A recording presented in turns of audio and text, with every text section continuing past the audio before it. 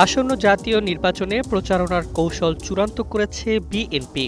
দলীয় সূত্র জানিয়েছে, এবারের নির্বাচনী ইশতেহারের মূল বিষয়গুলোকে সামনে রেখে নারী, শিক্ষা, স্বাস্থ্য, কৃষিসহ ৭টি খাতভিত্তিক পোস্টারে প্রকাশ করা হবে।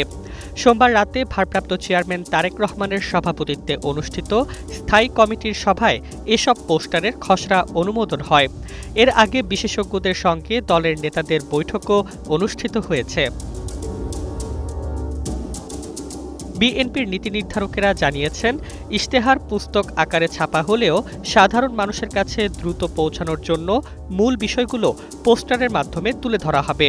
ফ্যামিলি কার্ড, হেলথ কার্ড, কৃষি কার্ড, ডিজিটাল কৃষি নেটওয়ার্ক ও নাগরিক সেবা এসব বিষয়ে দল তাদের পরিকল্পনা প্রচার করবে।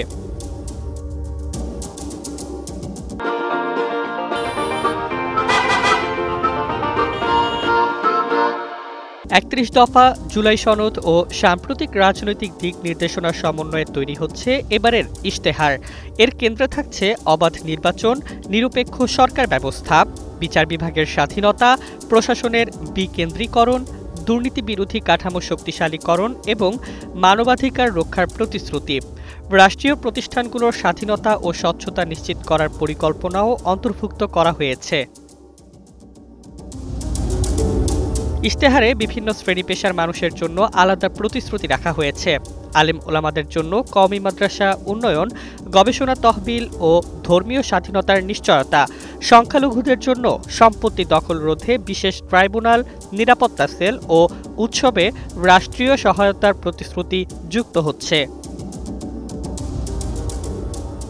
যুব সমাজকে লক্ষ্য করে ঘোষণা করা হবে ১ কোটি নতুন কর্মসংস্থান, স্টার্ট আপ ফান্ড, আইটি প্রশিক্ষণ এবং বিদেশে নতুন শ্রমবাজার সৃষ্টির পরিকল্পনা।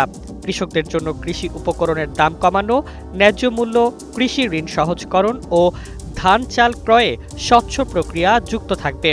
নারীদের জন্য নিরাপত্তা, কর্মসংস্থান, উদ্যোক্তা তহবিল, মাতৃকালীন ভাতা বৃদ্ধি ও সহিংসতা প্রতিরোধে দ্রুত বিচার ব্যবস্থা ইশতেহারে আসছে।